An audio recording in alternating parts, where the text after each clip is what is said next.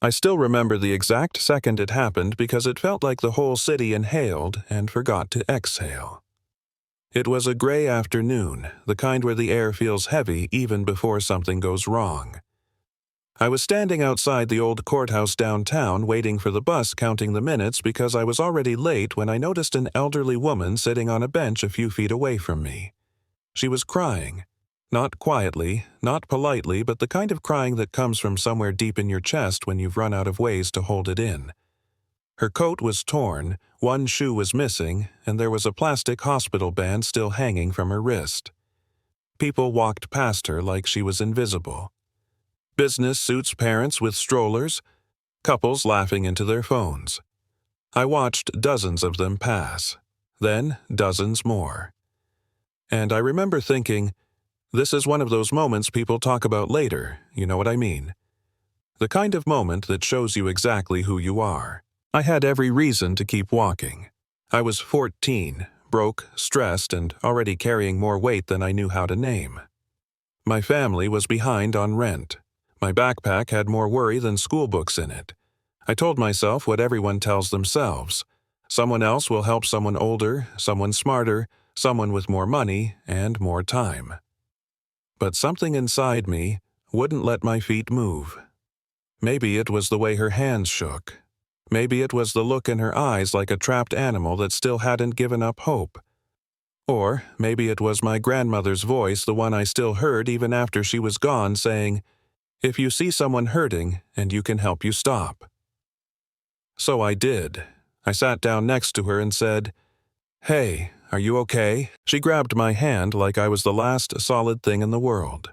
Her fingers were cold, her grip desperate. She tried to speak, but her voice broke apart. After a minute, she whispered, "They left me." I asked who. She swallowed hard and said the name of a care facility I'd heard of before, one of those places that advertises chandeliers and gardens like it's a hotel instead of a locked door. She said they told everyone she checked herself out, said she was confused, said she didn't know what she was doing.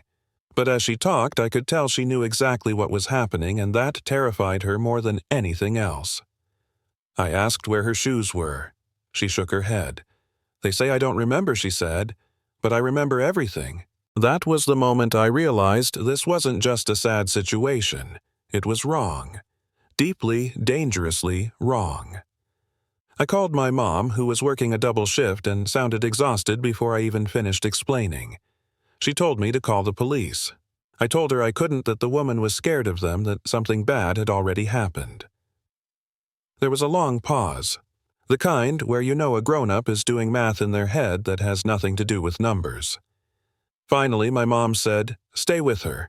I'll figure something out." I didn't know how I was going to get us anywhere, but I knew I couldn't leave her there. On the bus ride uptown, people stared. A lot of them looked at me like I was the problem, like I was bothering this poor old woman. One guy even leaned over and asked her if she was okay if I was harassing her. She straightened up and said, clear as day, "No, she's helping me. She's the only one who stopped." That hit me harder than anything else. The only one, out of hundreds. When we reached the facility, it looked perfect from the outside, all glass and stone and polite smiles. Inside, the receptionist's face changed the second she saw the woman's bare foot. She said something about paperwork, about choices, about policies. I asked how someone could choose to leave without shoes. Her smile froze. A security guard started walking toward us. The woman squeezed my hand and whispered, "Please don't leave me here." I made a decision I didn't fully understand until much later. I said, "She's not staying." I called my mom again, my voice shaking, and told her I was bringing the woman somewhere safe. That night, the truth started spilling out in pieces. The woman told us her name was Eleanor. She said her son convinced a doctor she had dementia, took control of her finances, and locked her away. Millions of dollars gone. Jewelry, property, everything. When she told the story, she didn't sound confused.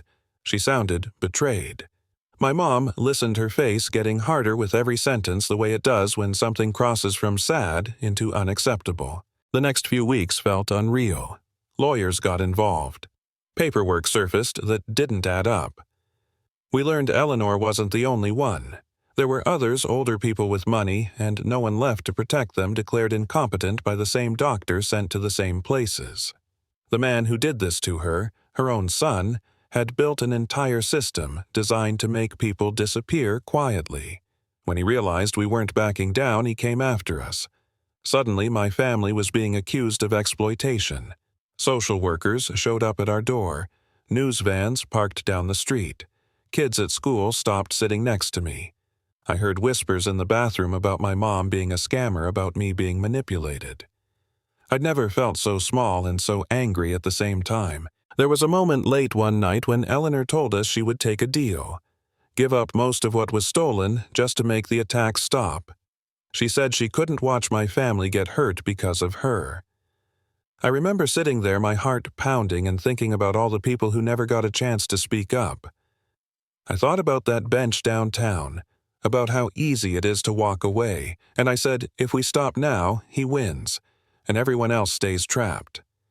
My mom looked at me for a long time, then nodded. Then we don't stop. What happened next felt like a movie, except it was terrifying because it was real. Investigators stepped in. Journalists started asking questions. Families came forward shaking but determined. And one morning, standing on the courthouse steps, Eleanor told her story into a microphone, her voice trembling but strong. She talked about losing everything. Then she put her hand on my shoulder and said, I didn't disappear because this kid stopped and asked if I was okay. When it was my turn to speak, I didn't say anything fancy. I just told the truth, that I was scared, that I didn't feel brave, that I just remembered what I was taught. If someone needs help, you help. The man who did this was arrested that same day. Watching him in handcuffs didn't feel like victory the way movies make it look. It felt heavy, complicated, but it felt like justice starting to breathe again.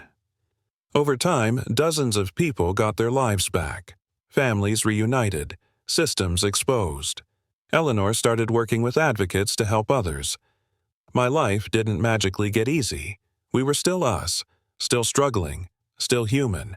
But something had shifted. I understood that being underestimated doesn't mean being powerless. It just means people aren't watching closely. Here's the part that still messes with my head. I wasn't special. I didn't have money or influence or a plan. I was just the person who happened to stop when everyone else kept walking. That scares me more than anything because it means this happens all the time. People hurting in plain sight while the world scrolls past. So, I want to know what you think. Was I right to get involved, or did I cross a line? When does helping become interference, and when does silence become guilt?